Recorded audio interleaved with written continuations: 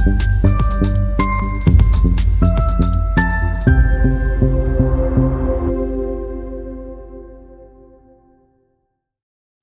I think we can slowly start, and those who are joining us a bit later will then have to catch up on the recording of what has been said in the very beginning.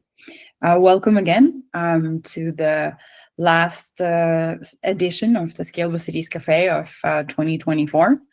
It's going to be an exciting session with experts on positive and clean energy districts. And I see also a lot of practitioners on the call. So I'm very much hoping for a great and fruitful discussion and engaging conversation. My name is Veronica Surna. I'm from 20 Communications and Scalable Cities. I will be guiding you through today's session. Maybe first a couple of words about what is Scalable Cities. It is an initiative of the European Commission that has gathered together smart cities and communities projects to help them scale up and replicate their innovations across Europe. They have been implementing solutions of mobility, smart buildings, smart infrastructure, data platform, citizen engagement, city governance, and they have seen them in the lighthouse cities and replicated in the fellow cities. Today, this community counts more than 140 unique cities across 28 smart cities and communities and positive energy district projects. And that is why we are also here today. We have 40 PED cities across all of Europe, for whom it would be very interesting to also know what our researchers are looking at and what are the recommendations and how to scale up and replicate all of the solutions that have been already piloted there. The Scalable Cities community has grown over the years, and as I've already said, in 2024 we have added 8 new PED focused projects, and we will be very happy to actually have a discussion on the positive energy districts today. The format that we are going to be talking in today, it is a Scalable Cities Café where you are here speaking with experts that have done already certain amount of research across all of the projects and their solutions. They're the experts on the given topic, today on the positive energy districts.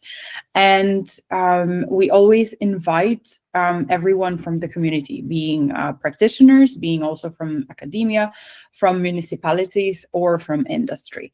The point is not only to learn from the experts, but to really engage in discussions and exchange ideas, inputs, best practices, or even things that did not work. That is why we really encourage you to speak up, raise your hand, ask questions, provide comments throughout the session. There will be also a dedicated Q&A at the end, should we have still some more questions that are not answered throughout the whole session. It is a series of cafes that is ending the 2024 today, but we have 5 other ones on innovation procurement, replicating smart city solutions in small and medium-sized cities, on energy communities, on empowering cities with AI, and urban digital twins. They are all recorded and you can access them on the website and on social media. You will also, as a sum up of this session, receive all the respective links to all of the sessions, not only to this one. As I said, this session will be recorded. Therefore, by attending, you are giving your consent to actually be a part of the recording and then also to appear in it once it's being published on the website and on social media. We will have a Q&A, but I would really recommend to ask questions and speak up throughout the whole session. We also have a Slido that will then help you engage directly with the experts throughout the session. So if you want to join, you can already join us at the Slido, either by scanning the QR code or going to slido.com and entering the number with the hash key. I promise I'm not going to speak for too long, so I would like to give the words to our experts who are preparing also the report on the positive clean energy districts. That is Paolo Civiero from RomaTre University, Cristiana Croitoru from the University of Civil Engineering in Bucharest, Savis Gohari from NTNU, and Laura Aelenei from LNEG, who will join us a bit later in the session. So enjoy the session, and here's my first question to our experts. We hear a lot about the PEDs or PCEDs, so positive energy districts or positive and clean energy districts. How would you define what it is, and what are the key elements that distinguish it from other urban and energy initiatives that are out there? Absolutely. Thank you, and hello to everyone. I'm Paolo Civiero, and together with my colleagues Savis, Cristiana, and Laura, we try to do our best to answer to your doctor or interest on the positive and clean energy district.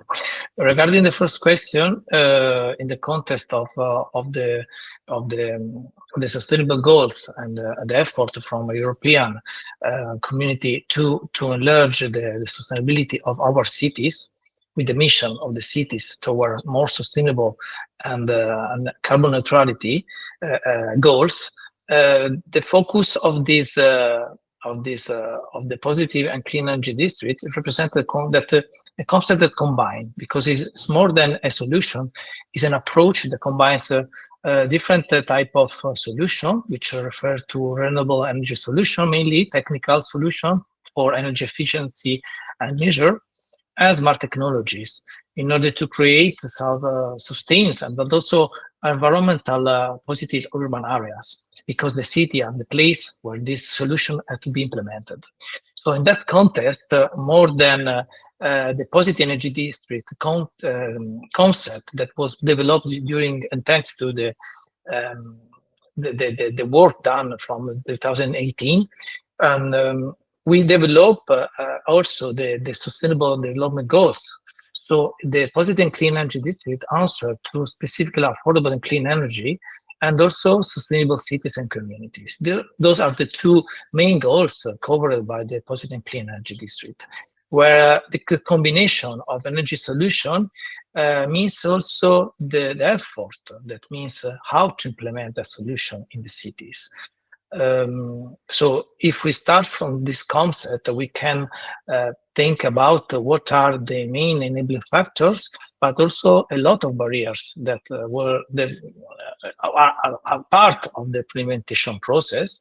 And what we have done is, in this report on the positive and clean energy district, was to try to understand which are the main challenges, but also the enabling factor that can help cities and people which are part of this process, together with administration and also technical parties and practitioners, in order to change our place where we live. I don't know if someone of the other want to add some comments on that. Maybe just sorry, Savis. No, go ahead. I just wanted to, from my perspective, which I'm more focused on the energy efficiency in buildings and built environment in general. And for me, I see the positive energy district within this 3 layers. Let's say it's efficiency at energy level, then it's the renewable, which is necessary to be produced on site, and then is the storage somehow of the energy. So just to short up the definition of what do we expect from an positive energy district, and if we discuss about clean, then we intervene somehow on the part of the sustainability, which is a much more wider concept, which needs to be also aligned with the urban development. Thank you. Thank you, Paolo and Christina. And sorry that I cannot have my camera, some technical aspects. Also from the person who is whose expertise in urban planning, I wanted also to add that many of the sustainable initiatives until now focus on the reduction of energy for targeting carbon neutrality, but PCEDs or PCEDs focuses on energy surplus. And this brings a little bit the holistic aspects is about the integration of electricity, heating and cooling system, but also mobility, which haven't been included in this holistic approach.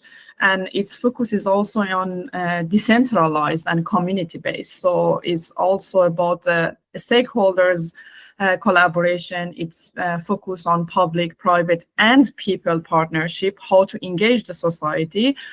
So it's not just about the environmental sustainability, it's also about economic and social. So it's as Paolo said, it's very holistic, but very complex. And also I think it's one of the initiatives that has intangible kind of targets. We are aiming for 100 specific PCEDs in Europe. And it's also about the multi-level governance, because it requires a collaboration not between the local governments and local community, but also regional, national, and international. So just add to my colleagues' comments. Thank you very much. And we already have a question. Maybe Dominic, if we can just take it after this question that I am going to ask the experts, because I would like them to expand a bit more on why is it important to have the positive energy districts in climate neutral cities, and why are they essential. And I know that Savis has already started pointing a bit of the finger towards that, and Paolo has already mentioned the full holistic approach. But if you can please expand a bit more on that, and we will then take the question from Dominic. So if we think about what we mean about achieving these climate neutral cities, and thank you, Savis, and also Cristiana, to give an accent on what we consider about the positive energy district, because if we move from the positive energy district with the balance of energy itself to a cleaning energy, it is quite clear that the main point is the reduction of CO2 in our cities, thanks to this energy transition. So what is our effort in order to have more efficiency, energy, and space, but also thanks to renovation, not just new buildings, but all the renovation of all the building stock, and also the integration of renewable energy in this energy environment and ecosystem. Because what we have in the cities is an ecosystem that where we have the balance of efficiency, production, flexibility, and storage of energy. But we have also different area of and target of our cities, which are the services that are offered and we live within the city, that taking in account of the mobility, for example. And different solution, for example, we take in account all the waste recovery and also the air quality, both indoor but also in open space. So the reduction of island, for example. And in this process, we have the need for the digitalization, because can help in calculate different models of according to different KPIs, which means the performance according to different area of interest, which are mainly energy, but not just energy, also the quality, as I said, within the buildings. And the climate mitigation is like the final goals, because all these measures that we want to put in place within the city are focused on the final goal is the climate mitigation of our human activities. So in this concept, we talk about cleaning, and we talk also the use of a circular design, which means that we need also solutions that are not impactful within the environment. So as I said, this is ecosystem of the cities or the district, because of the scale of is more feasible to work on a scale which is the district more than the cities, even if the goals is of the cities and both the wider environment. So what we need is a more collaborative governance on the direction and implementation of that solution, which start from the planning phase. So what we need is really a process which is able, from the different stage and step of the implementation, to plan what we want according to different goals that we have, and try to combine all the aspects of the cities within this goal and process of the implementation. And according, obviously, to the 2050 city vision that we have for that. And in this process, we have a lot of barriers, which, has also Savis said, are not just energy or technical one, but are more related to legal and regulatory, for example, or policies or administrative. Who works in the cities know very well how it's difficult to try to implement some new or novelty in the environment, because also not just for the legal and regulatory, but also for the financing and economy topics and aspect of the market or financial barrier that we have. And as I said before, we have also the people, with people or the actor that are involved in the process. So we need also to try to combine the different stakeholder engagement and involvement, and also try to understand the perspective and what are the expectations from each of them. And last but not least, we have what we have more or less we can summarize as one of the main common issue that was addressed within the project that we analyzed in the report. For the report was the COVID-19, which destroyed a lot of the plan and also changed a lot of the ecosystem according to the prices, and also other kind of barrier that was one that I told you before. Please, there is some other aspect from your side. I would say from my perspective, I will try to be more concise, but for me, this neighborhood level is the essential size that can bring us to a larger scale. I think we always discuss about big cities, big numbers, to have this wider approach, but it's much more relevant to apply on very limited neighborhoods where we can actually implement measures that can be seen and we can actually measure some indicators. And then with this clusterization of best case examples, then we create neutral cities and sustainable cities in general. So this is I think it's the essential thing that help us decarbonizing the cities, starting from a small scale to the larger scale. Great, thank you so much. That was very exhaustive. We had a question from Dominic just before our experts started answering. So Dominic, if you can please ask your question. Yeah, hi. I was just making a question, but it was referring to the previous slide about definitions. So I don't know if you want to continue. That's fine. Yeah, please go ahead. Okay, thanks. Well, basically, so I work at BACS. We're innovation consultancy. We work on the topic of positive energy neighborhoods, positive energy districts, particularly within the Open Lab Horizon project, but also within the DUT program. And on the topic of definitions, one thing that I think one challenge we found is that, I mean, within the phrase positive energy districts, we find each of those three words to be unclearly defined. And we find that to be a major challenge. So you have positive. So does that mean positive kind of as a net measurement across the whole year, or does it have to be positive at every single moment that you measure it, for example? You have energy. Which specific energy vectors are we referring to? Do we need to specify which vectors they need to be? And then we have districts or neighborhoods, the definition of which is also unclear and can change depending on what project you're talking about. And we find this to be quite unhelpful in actually producing commercially realistic, commercially viable scalability strategies, because every single project is going to be different and is going to have different definitions, and therefore there's not a kind of unified story around what this concept even is about. I just wanted to make that point as a kind of the challenge of definitions, and I think the importance of that, especially when it comes to the actually rigorously looking at kind of legal requirements, investment requirements, the need for standardized, consistent definitions across a certain sector. But yeah, just a quick point I wanted to raise.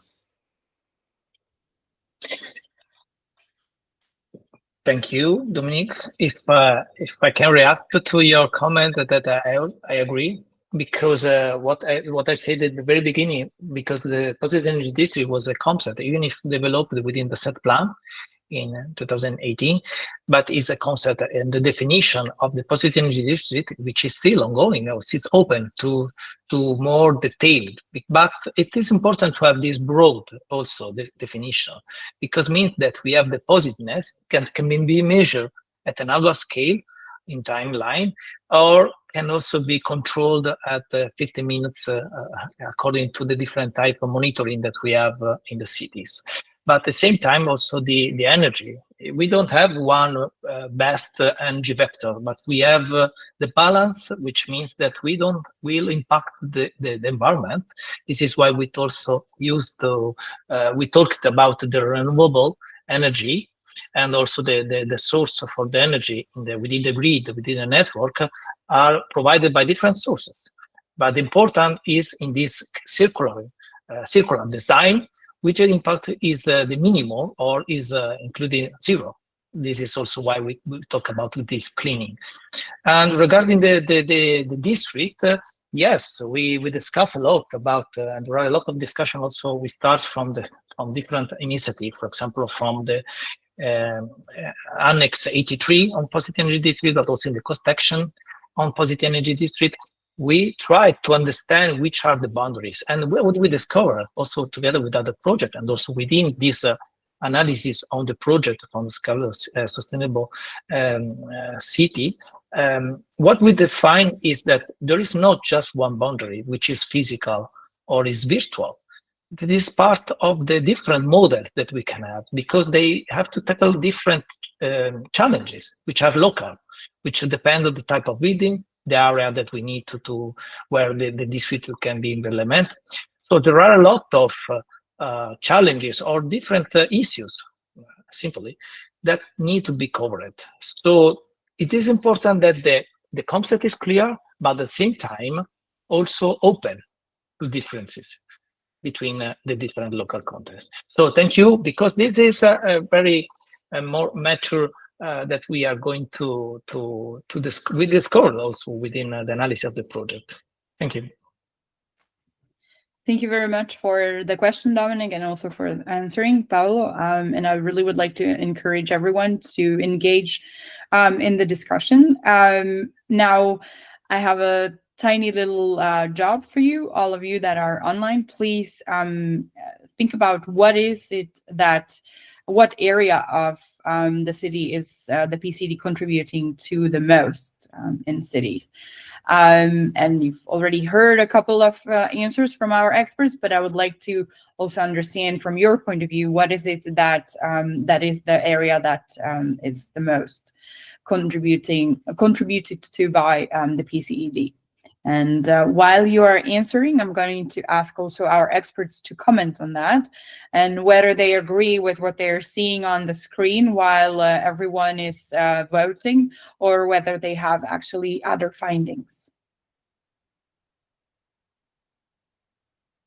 Actually, the first step in assessing a positive energy district opportunity, it needs energy efficiency measures. So I agree on this, as we always do. First, we reduce our needs, so we optimize our consumption, and then we talk about other types of measures. So at the district level, this energy efficiency, it's very important. We need to have technology, we need to have different regulatory tools that help us improving this energy efficiency, and then we can decide. The second step is to see what type of renewables are we considering, or what further optimization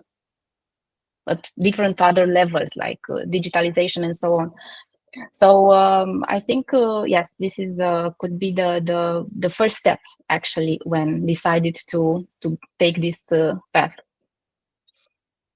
And if I can react on that, I also agree on the needed of energy efficiency, but I will add that energy efficiency means not just from a technical point of view of the buildings, but also the behavior of people that live in.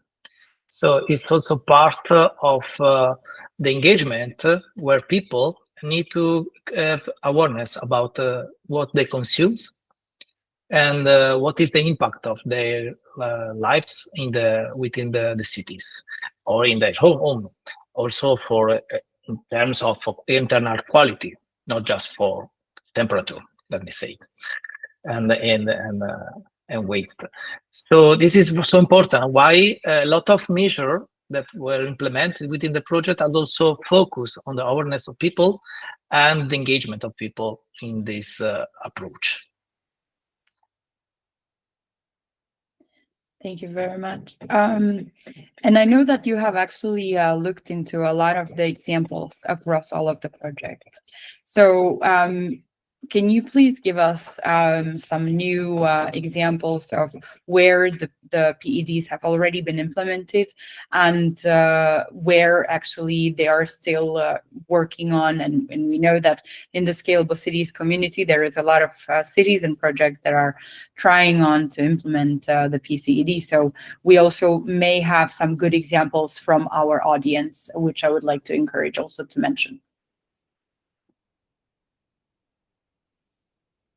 I'm not sure if some of the other experts want to answer. What I can start saying is that in the report we try to focus on the lighthouse cities of 12 of different projects of 6 projects, namely Positives, Making Cities, Atelier, Sparks, and Response. And what we discovered that what we tried also, we tried to analyze all the implementation that have been done according to different areas, which are not just technical. So because our focus was not just on technical aspect or technical solution implemented, but also on the market and business model that were adopted, and also the different type of approach that were adopted accordingly to this enabling the factor on challenges. So namely, we were focused on the different smart system for all aspects for the digitalization, which included the grid, the energy management. So according to the efficiency, how we manage the use of energy, how we can control in order to have a more wider and clear idea of where are the flow of energy within the grid, in order so to try to exploit this in terms of flexibility as well, with mobility mainly, because one of the focus was mobility and transport for the use of vehicles, public vehicles, electric vehicles, but also the traffic management and also all the different platforms that were implemented according to the energy as a mobility as a service, or the use of electric vehicle sharing, another type of apps for sparking, or also bicycle infrastructure. So those were completely developed within all the project. And what we analyzed are where are the main area of interest, and what is obviously was the most adopted solution was the electrical vehicle charging station, which were powered by renewable and also used for flexibility. And according to the cities engagement, what I said before, there are different platforms that were developed in order to try to create this gamification hub for the citizen engagement, or other type of mobile apps for the citizen, in order to create this participatory governance of the process. But if we come back to the more technical solution, we analyze this solution according to the 3 pillars of the positive energy district, which are namely efficiency, production, and storage flexibility. And what we discovered are again how the bidirectional charging points for vehicles, for V2C, are the main solution adopted. But also we have a lot of experience of the photovoltaic panel that are integrated in the facade or in the of the building are the main solution adopted, with the few solution with hydrogen, even if the use of hydrothermal renewable energy was adopted, and also the wind power were one of the main solution in terms of energy production. And again, regarding the efficiency, there are the use of a lot of sustainable building renovation, which means also the use of energy and solutions that are sustainable in terms of circularity economy. I don't know if... Thank you, Paolo. I think we have a couple more comments also from the audience, because there is a couple more people also from other projects, and I know that Bjorn wanted to mention the lighthouse city of Trondheim in the project City Exchange. So maybe you can also tell us a bit more, Bjorn, about the PEDs that have been implemented in Trondheim. Now, you meant, you want me to respond now? Yes, you've mentioned that in the chat, so it would be good that you can actually speak up. Yeah. No, I was, I'm not sure, but we should also mention, you could also mention the Positive City Exchange project with where we have been implemented and demonstrated 2 positive energy districts in a 220,000 inhabitant city in central Norway. That is based solely on commercial buildings, that's industry, and let's say offices, etc. So it's not a residential area, although now we also have a residential area, fully commercial PED, in fact. And why we focused on that is that, okay, we started early on and we wanted to test, you know, the whole rig at some easy conditions, and the fewer, let's say, building owners you have in the system, the better. So we were very much concerned about, you know, testing everything, also the measures for receiving energy balance. So but we also have some multiple, let's say, use buildings, like, you know, food courts, restaurants, climbing centers. So it's not solely, let's say, a business park or industrial, let's say, park. So and what we experienced is, to sum up, because we were given the opportunity to test, let's say, local markets. So we worked for, in fact, it took us 4 years in Norway to obtain a special permit from our national regulatory body for, let's say, local energy markets that was related to local sales of, let's say, local production, that's PV production, right? But also this market solution contained a special module for DSO services, that is selling capacity to the grid company. So in order not to take all the time here, my summing up is, or let's say the main conclusions from Trondheim is that when you open for local energy coordination, we assigned a specific role to that called energy coordinator or orchestrator for the PED, which we find very important. We succeeded on having 80% of the local production after this permit was sold locally. That's one thing. Let's say asset or total system integration in terms of digital systems, mainly software, but some hardware, led us to verify that approximately 15 or 16% of, let's say, of the contributions to an energy balance was due to system integration and local markets. So for us, you know, this sum of of interventions, which we think that is we cannot, let's say, argue from this that one size fits all, because all the local adaptations and let's say the heterogeneity of systems calls for local adaptations everywhere. Of course, that is not a rocket research, but we have at least been able to verify the power of open local trading, or let's say distribution, redistribution of energy. Thank you. Thank you very much. That was very interesting, and I'm sure that also our experts will take that into account in further of their report research. We have additional either comment or question from the audience. It's Merve.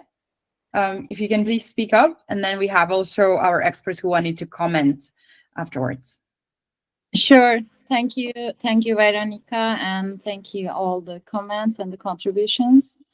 I know there are many experts on the PEDs right now in this meeting room, that how the energy balance should be calculated and how we should define the PEDs concept.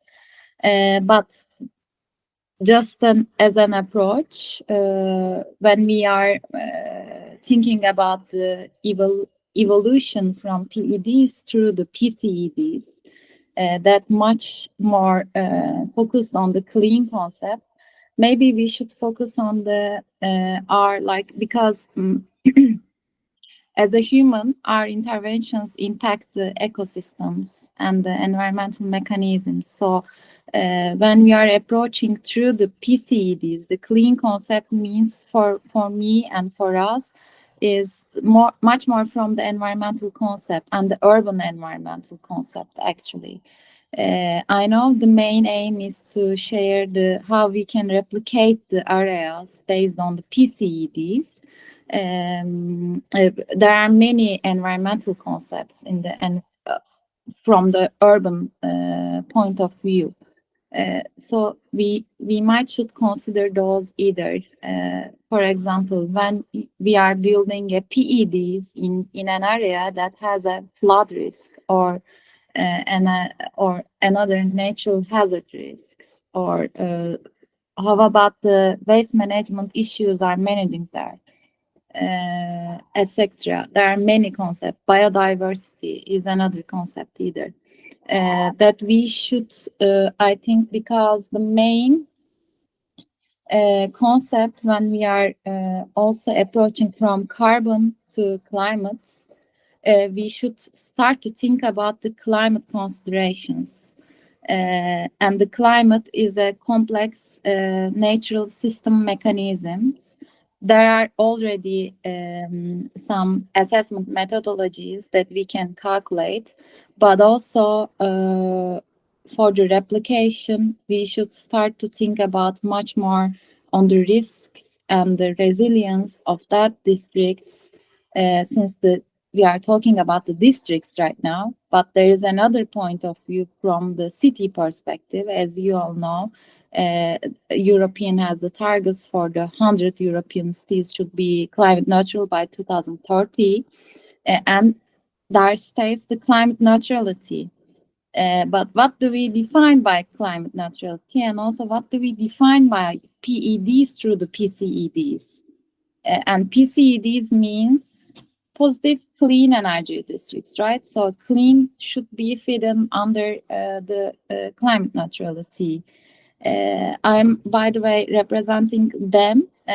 Sorry that I missed to represent myself in this meeting. I'm Merve from Demir Enerji, and working mainly on the Natural Path project, that the main aim is to develop the positive clean energy districts there. And there are 2 lighthouse cities, which one is in Germany and Spain, and there are 3 other follower cities. And we are leading the work package of upscaling and the replication work package. So there we are discussing a lot how we should define, but for now we are mostly focusing on, unfortunately, the energy part. So those discussions and thoughts are so valuable. That's why I'm here. I'm trying to catch up what European is thinking right now. But on the other hand, we are also developing some thoughts regarding that. But we should conceptualize first, because when PEDs and PCEDs should be defined under like different issues, because there are many literature reviews like neighborhoods, zero energy neighborhoods, etc. But PEDs is the most defined, like under 3, energy efficiency, flexibility, and renewable energy production is the most proper and properly defined 3 main perspectives, but PCEDs should be different. Maybe I would like to thank you so much, Merve, for the contribution. Maybe let's give the word to our expert who wanted to comment on that and move a bit further, because there is not that much time in 1 hour. But I'm sure that our experts, they already have also thought about many of the aspects that you have mentioned, and they are preparing the report. They have done a very expensive research across all of the projects, and many of your questions can also be answered through the report.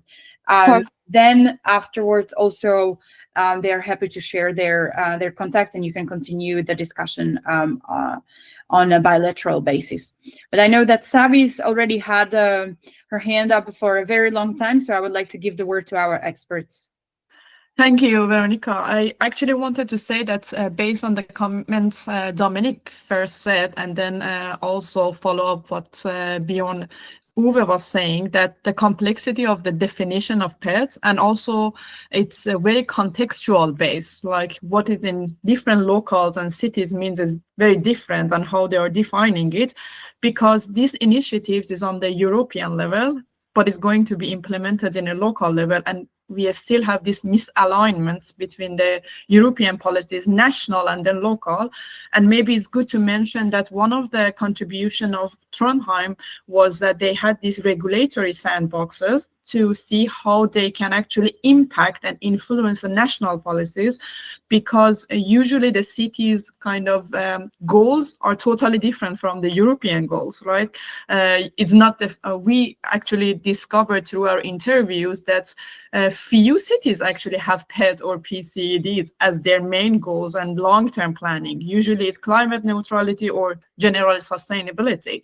So it's one of the barriers that I think it takes time until we can challenge, but some of the things we have learned, at least from Trondheim, is that how they can impact it with this kind of innovation focus, that we test it kind of with trial and test, and then we can impact it, and hopefully in a few years we can actually contribute to European, and we can align different kind of policy in different levels.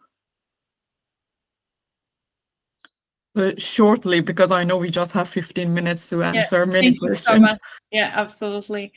I would like to move towards the scaling up across cities, because you've just mentioned also example of Trondheim and how that can actually there can be lessons learned on how actually Trondheim and the implementation of the PEDs has influenced then the legal framework. So what are the lessons learned? What are the good examples on how can we actually scale up the positive clean energy districts across Europe? Is it through influencing policy on a national level, or what are the best examples that you have come across? Should I start? Maybe Paolo kind of follow up with what I said. I think, yes, if we can come up with some solutions that they are context-based. So as also Bjorn Ove said, there is not one size fits all. And I think that one of the contribution we did was to collect the success stories, but also the kind of the inhibiting factors, to kind of bring these success factors, enablings, and also barriers, to come up with some kind of bigger perspective, how they can learn from each other. But if I want to kind of give maybe 3 main aspects, I can say there is a need, or we need to do the alignment between the governance levels in different levels. It should be alignment between local, regional, national, and international. And also it's maybe Trondheim is the best case in that sense, because of course I live there and I know the case, because if we can have this kind of regulatory sandboxes or the flexibility in policies, and also maybe the kind of the sharing of information and knowledge, because until now each city takes their own initiative, is based on the ad hoc initiatives. They are just going based on the resources they have, based on the knowledge they have. So it's very kind of a spontaneous kind of way of doing it. And I think I'm very happy actually we are engaged, because we didn't have this platform of exchanging knowledge and learning from each other. And many of the cities who wants to go through it, they need to know what are the barriers, what are the kind of enabling factors, and which type of stakeholders they need to engage. And for example, it was very interesting in Amsterdam that they kind of engage the developers in the beginning. And since many of the PCEDs cases were happening when the COVID started, and then we had the war in Ukraine and Russia, many of the promises could have been challenged. And depending on which stakeholders they had, they could have managed to kind of solve the issues sooner. And I think maybe the first thing is that they become aware that there are going to be some kind of documents or reports on enabling and barriers, and they become kind of familiar with it, and also about the education and awareness of different stakeholders about this concept, especially through municipalities, because still we are into silo thinking, and silo working within municipalities is very fragmented. And this is also connected to the comments I gave to the multi-level governance. I think we need that kind of framework, how it's flexible framework in different levels, and the interaction between them can contribute to PET. So maybe researchers can contribute to developing this multi-level governance framework. So from my side.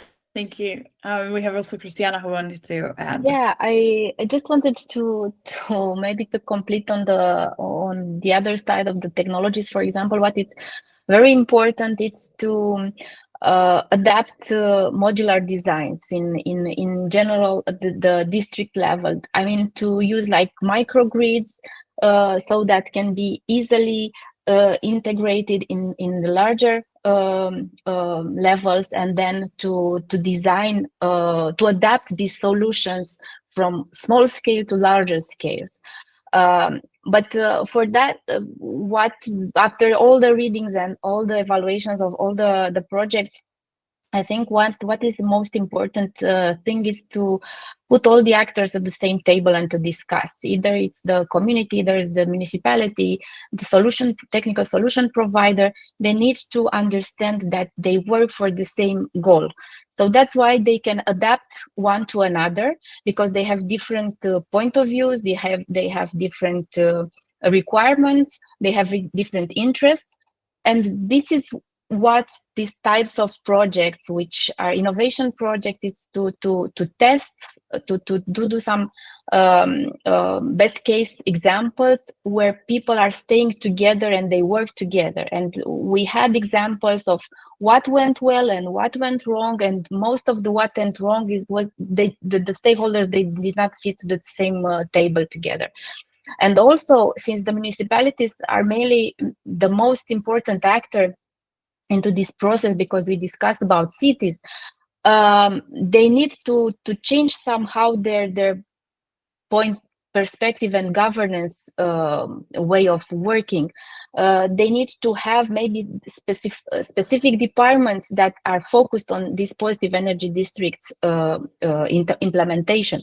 This means transdisciplinary people who work on different types of technical, social, and so on, so that they can do this facilitation of all the stakeholders and work together well. So this is one of the things that maybe it's worth on investigating more, and how we can actually create guidelines for those kind of approaches.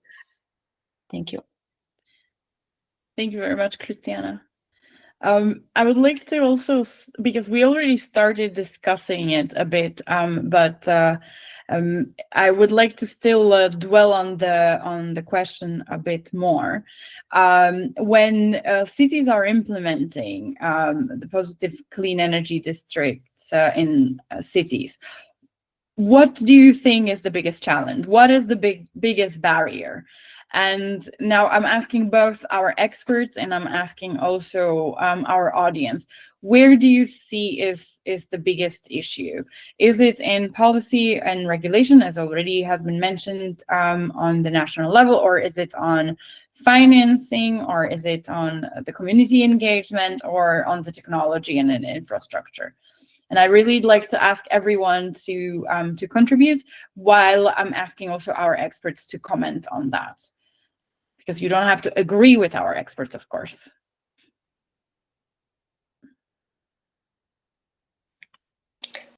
Can I? Hi, Yes, Veronica. Laura, hi. We have Just, Laura joining us, who is the fourth expert. Yeah, sorry for my delay. So can I, a note from my side, my background is energy in buildings. So from my experience in built environment, the most important are policies and regulations. Because if we have policies and regulations, we should accomplish this. So designers, architects, planners, municipalities, they are somehow is a mandatory to put in practice the legislation and regulation, you know, because on the other hand, this will bring us a financing. So we have to do this in the energy in built environment, for example, renovation of the building stocks or integration or electrification now of all the buildings. So when this is somehow mandatory to be implemented in new frame, in new infrastructure, whatever, somehow the financing part should come over, because otherwise is at least in from the perspective of and what is happening in Portugal is usually like this. Regarding technologies and infrastructure, technologies are, I think the market it's quite, let's say, rich. The problem is the infrastructure, because infrastructure sometimes are old, and in all the cities, I would say. So working with not so new infrastructure that actually they need, let's say, a preparatory or intervention could be sometimes challenging.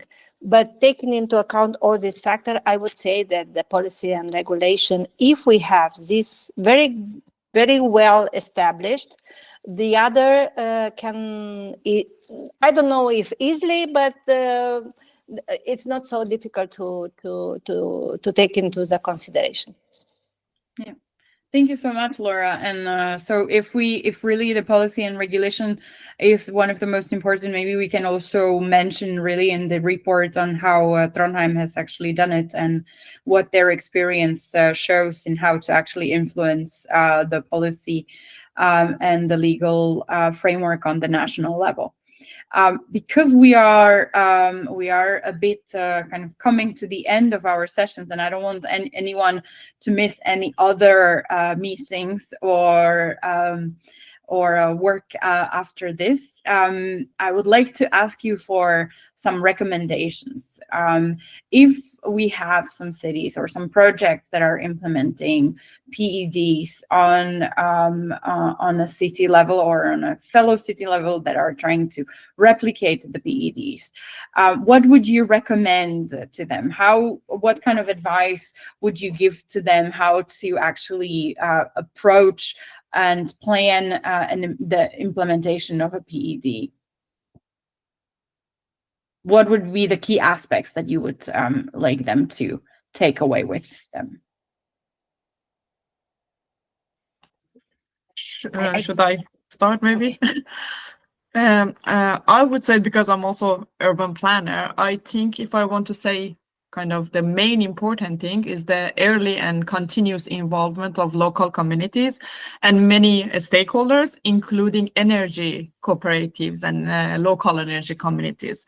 There are many kind of energy services companies that have been out of these stakeholders engagements. We have some projects that they had developers, but many of the energy companies, service companies have been missed out of this inclusion, and also the community, also in a maybe kind of proposal in a stage. If we can have some NGOs or somebody who can represent and the community are informed before even the money is there and the project is there, it can help a lot.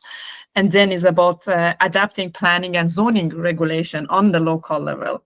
And maybe using the other cities that have been through these processes as advisors.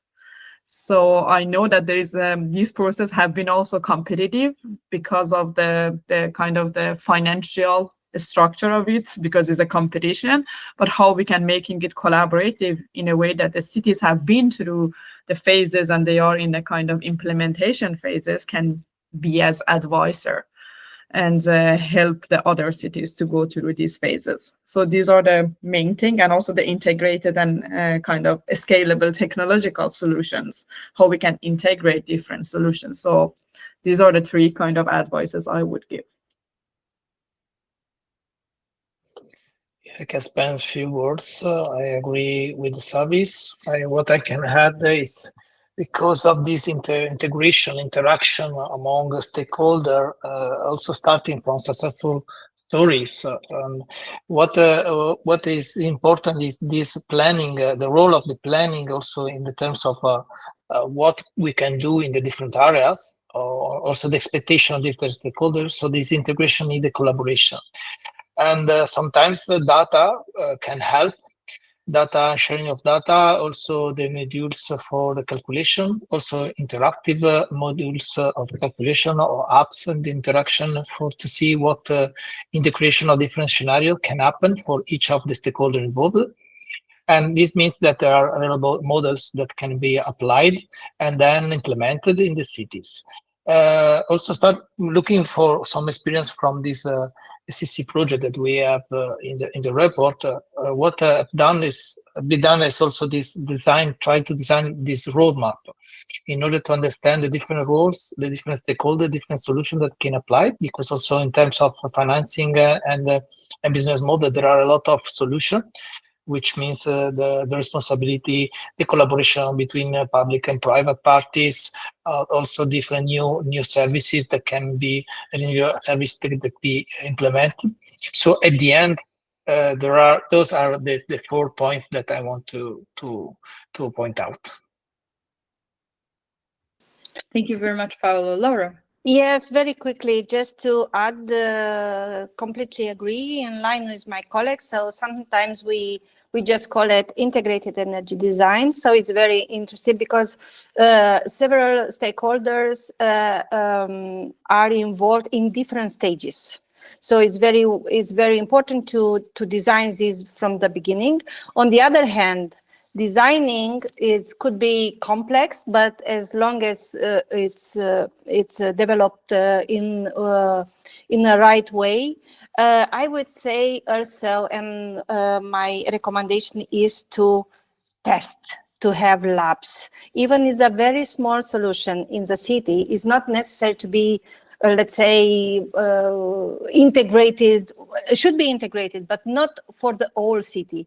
Just having urban labs and testing solutions are, let's say, the proof that the concept and technologies and business model or technological or citizen engagement is working, so it's easy to replicate and to the city inside in different neighborhoods or other cities. Thank you. Thank you very much. And maybe we have some last words from Cristiana. Yeah, I was I totally agreed with testing. It's very important to learn from testing, but then I think the next step is then to map somehow all the parties that are necessary to put together at the same table, as I said. I mean to find the technological partner, the community engagement partner, the energy utility company that can also come and be part of this project and can apply. Also, all the property developers that can actually start working on this public-private partnerships that can be developed together.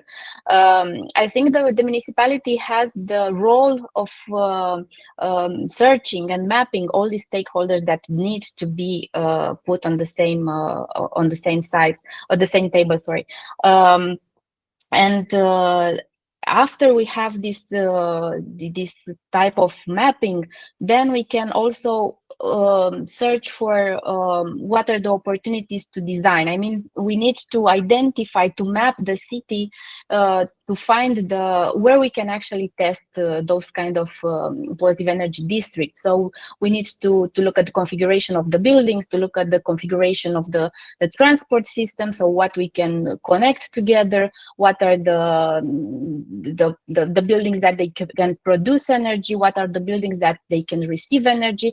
So we need to align all these needs at the city level, on the expertise, of course, but also on the possibilities to actually create those positive energy districts. Thank you. Great, thank you so much. And I'm afraid that we have now ran out of time, so I'm going to say a big thank you to all our experts.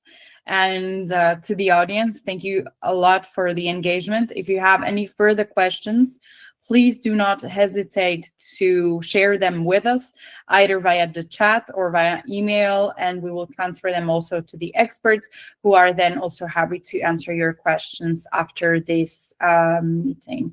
We also would like to just let you know that we are going to share the recording of this meeting alongside also then the final report of the experts across the website and the social media, so that you can also further learn about all of the great examples that they have analyzed. Thank you so much for your attention and for your contributions.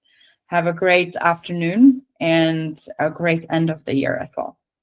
Thank you. Thank you. You Thank too. you. Thank you so Bye-bye. much. Bye. Bye, everyone. Thank you. Thank you, organizers. Bye-bye. Bye.